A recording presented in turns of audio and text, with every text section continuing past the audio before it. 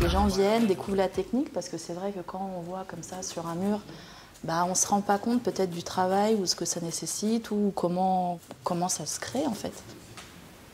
Harmonie Descamps est l'une des 8 artistes associées de la Galerie 2023, galerie d'art contemporain ouverte en 2018, lieu associatif où les tâches et les coûts sont partagés. L'accueil du public y est assuré à tour de rôle. Ici, tout est à vendre, l'art s'achète.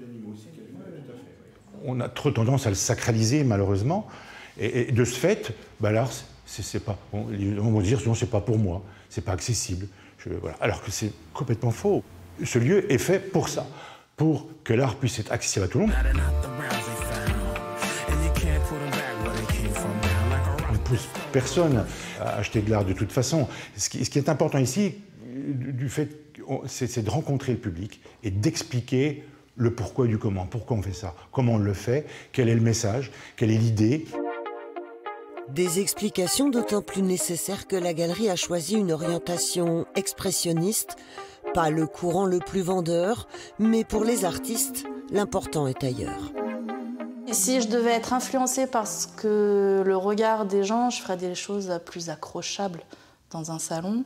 Au contraire, moi, quand je fais des expos, j'ai plus ça. Alors des fois, oui, ça va être beau, oh, c'est beau, mais je ne mettrai pas ça chez moi, ou des choses comme ça. Mais non, ça ne va pas influer sur ce que je vais faire. Si on crée pour vendre, et pourquoi pas, il faut essayer d'imaginer ce qui peut plaire aux autres. C'est une autre démarche. Je pourrais faire de la déco.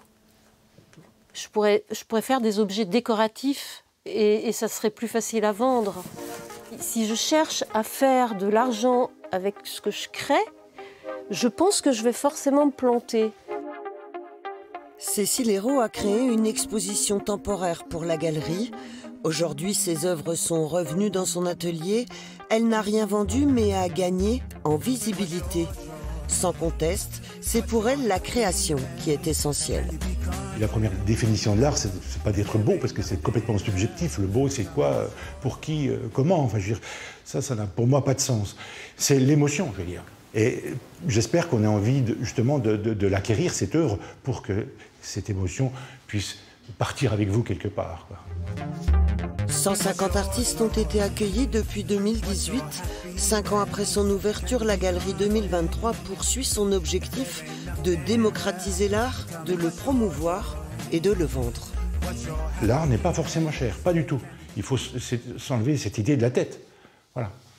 Et moi, ce qui me choque un peu, c'est qu'en 2023, des personnes qui rentrent dans ce lieu nous disent « Ah, c'est à vendre, c'est à vendre ». Oui, ben oui, c'est à vendre, on est des artistes, on vend notre art, on vend nos créations et on en a besoin.